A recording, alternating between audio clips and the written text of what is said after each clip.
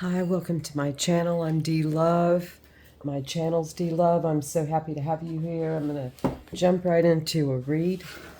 I'm going to do a major arcana from this all major deck, and we're going to use it as a topic of the read.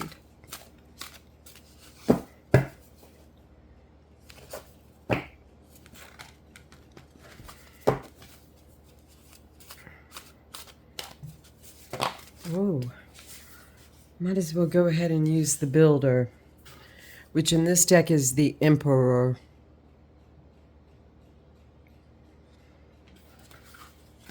Let's see.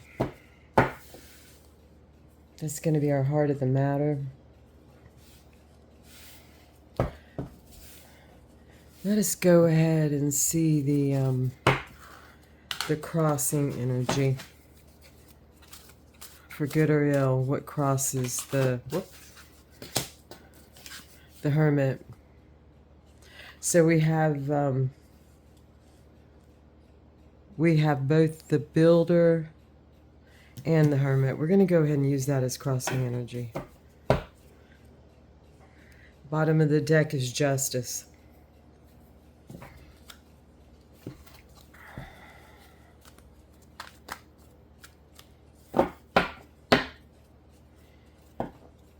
Bottom of the deck is the Advice. Oh.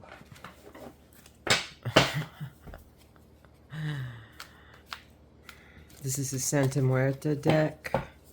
We're going to get a crowning energy. Then as above, so below.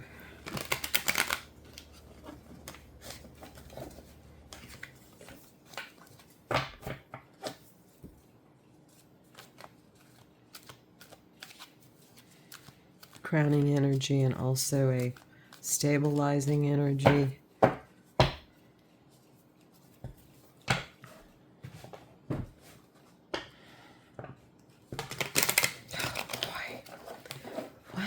Doing with these cards. All right.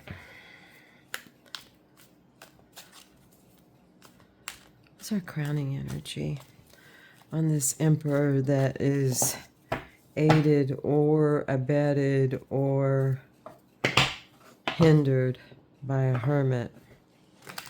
I love that broken phone, the broken glass on this Hermit with the candle.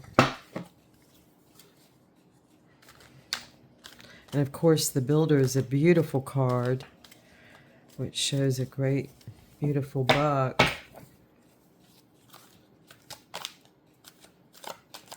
And a doe. Okay, we're going to go ahead and get this crowning energy. It's the Two of Cups. It's love. Specifically, what we would call romantic or partnership love between lovers. So that's our crowning energy. I would say that's, in this case, what is on our mind dominantly.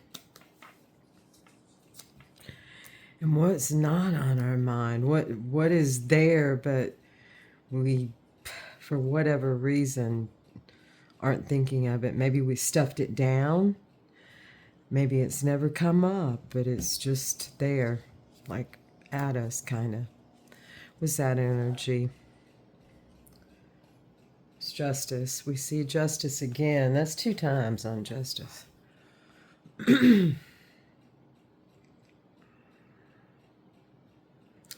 So this is telling us that there is a balance going on. Let's look at it in this card. This card can look a little spooky, Grim Reaper-ish. You know, like Justice is, you're going to reap what you sow.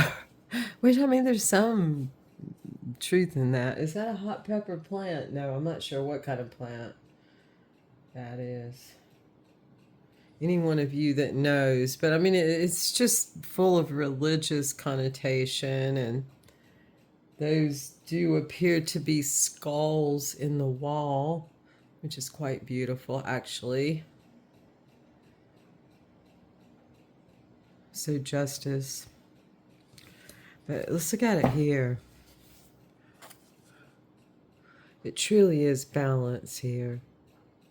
It's like a balancing force where we all depend on one another. And if for whatever reason someone slips, you and someone may be injured, you want to know why, you want to understand.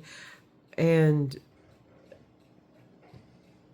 we look at those things. We look at the balance of how we depend on one another and how we may at times hurt one another, whether intended or no. And intention is a hard thing to decipher and know. It's hard for all of us. This is the energy that's going into this line, into the builder and the hermit, and all of it together. So far, we're seeing that the thing on our mind the most is our love, and we're really going within to see ourselves and working also to with that in mind and thought, and with justice at our bottom, it's our grounding force. So, and what's coming into this? Oh, the Five of Wands. I really like this Five of Wands. It gives the impression of playing with fire. Those are matches he's holding. And I'm bringing it over to my light. And some kind of playing cards, maybe. Again, those same flowers. Anyone who knows what those flowers are, please tell me. But of course, this is Five of Fire. He's like, just dare me.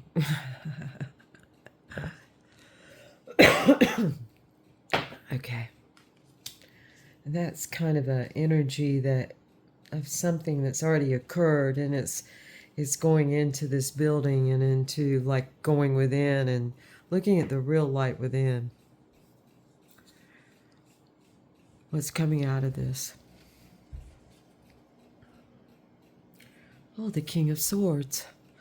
Logical, passionate lines of thought and intention, words, actions. Going into actions. Really, I mean, he's ignition of thought and will in a way that is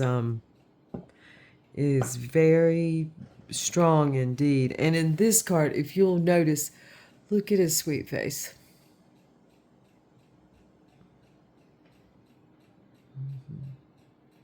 So that is the King in Thoth decks. This is known as the Knight, of course.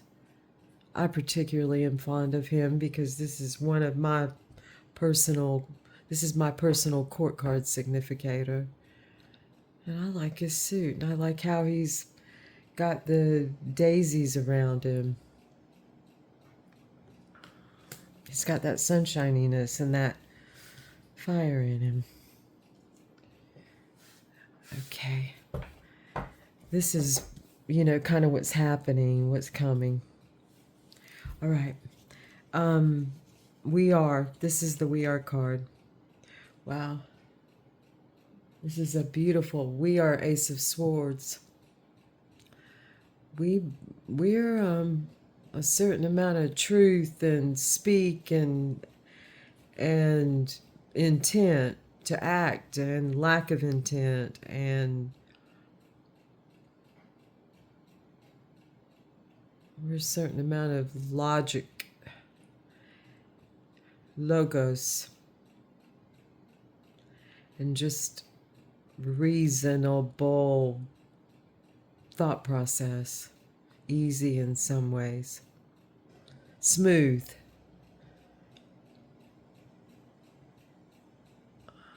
It looks like that's going straight through the top of his head, out from beneath his chin. I'm trying to hold it still so everybody can see it and I can focus. Isn't it beautiful? Ace of Swords. And I mean, his crown chakra, for that hilt to be coming out of his crown chakra and the light above it, I mean, that's gorgeous. That speaks of truth and integrity and a reason. And his, I'm going to pull this over a little bit and see. He or she, it, them, seems to be speaking and has a neutral type mouth. It's hard to tell if it's smiling. The eyes very much appear to be part of the brain here. That's fascinating. Okay. And so we are truth bearers. Okay, our internal and external weather is the Page of Pentacles. And in this deck, they see the pages as somewhat as messengers. I see them as the carrier, and well, they do too, as the carrier of the message. She, like, for example, if this were the Page of Swords, she would be the carrier of whatever message the Page of Swords had to share. So we're full of ideas and messages, packages. That looks like that's a beautiful bag she has. Look, there's a skull on it. I'd love to have a bag like that. Gorgeous. What's she putting in there or taking out? It's hard to tell. Something yellow. So she has news about earthly matters, often mundane, but not necessarily. Earthly matters also have their mysteries, of course. So that's our weather. What do we have in that bag? What's our messages going to be? What do we want most? Let's say what we want most is in that bag, and here it comes. And what we fear most at the same time. It's the world. It's some kind of like reckoning and new beginning and ending and coming out. This is a beautiful world card. Ceremony. It's like let's have a ceremony and have a huge community blast. Wouldn't that be fun? So, and then we're gonna start anew. This is also a card of new beginning. We're a new beginning in what we say, and perhaps there's some organization called for and all of that. So, beautiful. We're going to be off to a new start soon. We fear it and we want it. We want that celebration and that we're coming a culmination, yet we fear it. We fear it at the same time. Okay, if all this stands to reason and logos and being, and we, according to dignity, what's our outcome going to be? A Knight of Pentacles. Oops. So he is actually coming in, I think, to aid with all the work that there is to be done. There's a lot of work to be done, and he is a worker. He's a deliberate worker. He thinks about the steps he takes. It is a masculine prince energy. Again, another prince. This may be somewhat a call for the princes. We have a very strong showing of masculine energy, even in that Five of Wands.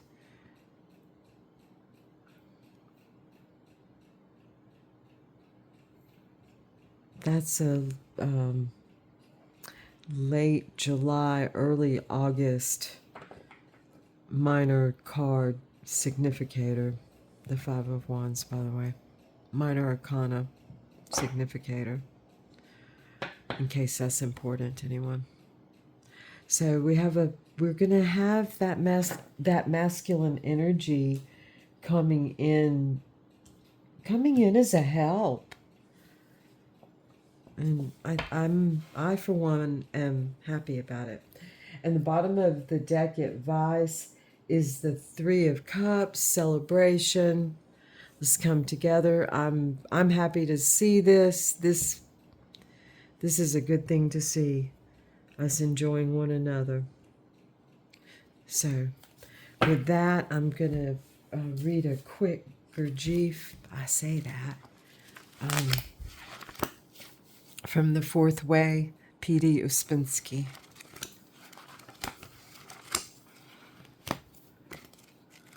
Okay, let's see. That's page 141. Question at the top of the page. I'm going to start there. First, this section's understanding. What are the indications of a change from one level to another? Say, from number 3 to number 4 or 5. Answer, man, number 5 is one. He has unity. He does not live in this constant conflict of egos that we have. He has self-consciousness. He has control of higher emotional center. So he will know himself what the change is. Other people will know only what he shows them, because he can control himself. Man number 4 knows his aim and how his aim can be attained. He goes with his eyes open, while we go without eyes shut. What, Gurdjieff? What did you mean? Question. I'm glad. What did you mean by saying in one of your lectures that understanding cannot be different? Answer. If people teach the highest level, they cannot understand things differently. This refers to the highest level, but since excuse me, since we aspire to teach it, we must take it as a principle. If people understand things differently, it means they are all wrong. In a small way, you can find examples of it even now. If two people really understand something, for instance, if they can do something equally well, they will understand one another. But we lost the habit of judging things from the practical side. We judge them theoretically by words. I'm going to read one more. It's short. Cannot you have some understanding before you have complete understanding? That's a good question, Uspensky. Answer, Gurdjieff. We cannot speak in absolutes when we speak about ourselves. We can only speak of relative values. Complete understanding is very far, but we can speak of less understanding and more understanding. If you continue trying to remember yourself and not to identify, understanding will grow. May understanding grow. Thank you so much for coming and watching. I am going to go live. I just kind of have to plan it a little more. It's a little more than I thought. I went a tiny bit live just to see what it was like, but I'll do it again. I don't want to coincide with any other person that I care for doing it, So I'm going to check time frames and stuff too. Thank you so much for coming and for subscribing and all those other things. Thank you.